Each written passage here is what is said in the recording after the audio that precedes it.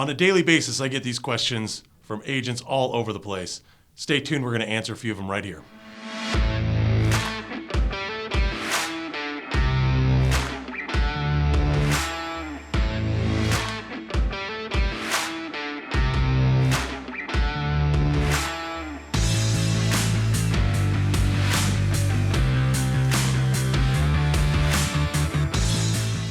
Welcome everybody to Distinctive Daily.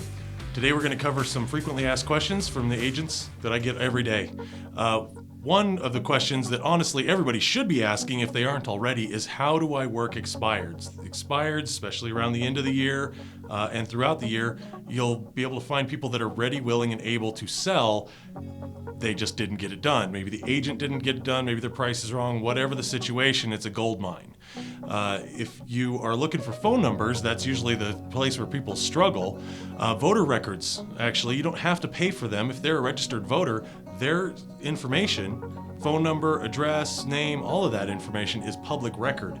So it's very easy to find. Voterrecords.com is one option. We'll put some links down below.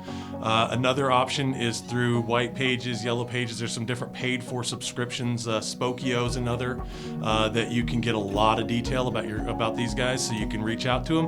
And then always knock on the door is never a bad idea. These guys need to sell. Try to get to the bottom of what's keeping them here. So gold mine of opportunity. All right, another thing that comes up pretty frequently, and it actually comes up from sellers as well as agents, in these markets where their inventory is super low, people don't understand what marketing actually does for them. And so a lot of sellers especially are like, well, who cares? I mean, my neighbor's property sold in 4 hours and over asking price. Why do I need to pay you, a full commission, because you don't need to really advertise the property? Nothing could be further from the truth. As we get deeper into this seller's market, and in our market here in Grand Junction especially, there's 2 months of inventory. It's ridiculous. So how do you stand out of that crowd? Everybody's shopping online. If your house looks terrible, then they're going to move on to the next house because it looks great. They don't want to waste time because they might miss out on an opportunity to buy what they want because this one doesn't look good. They're just going to pass it up, not to miss the opportunity. So if you aren't getting showings, it's a good chance, if you aren't paying for professional photography and really rolling that thing out strong, that might be the reason. So marketing is even more important now than it is when things are slow. When it's slow, people have plenty of time to look around, so they're probably going to test out these houses that look not so great when you shop for them online. Your first impression is really the only impression that you get most of the time. Okay, another question. This is really more for new agents. I get it quite a bit, which is funny because I asked the same question when I was new. What happens if my client asks me how long I've been in the business? One thing for sure is that's a bit of a limiting belief. It was 2 years in the business before anybody ever actually asked me that question. The more informed you are, the better you know the market, and the more confident you are in your presentation skills, the less likely they are to ask in the first place. So that's key. But if they do ask, and it's very simple, and honestly more listing appointments than buyers are going to ask this question, lean on the company. There's thousands of years, literally thousands of years of experience in our buildings. There is not a question that can't be answered inside of our company by somebody. Whether that's a commercial question, whether it's about water rights, whether it's about whatever. It doesn't matter. Somebody in our organization is going to have that answer.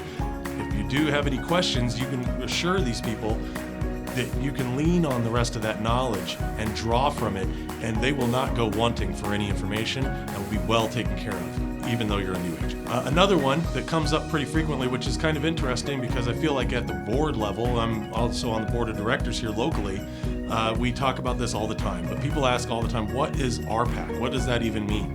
It's the Realtor Political Action Committee. So basically, it's a lobbyist group. It is actually the largest lobbyist group in the country.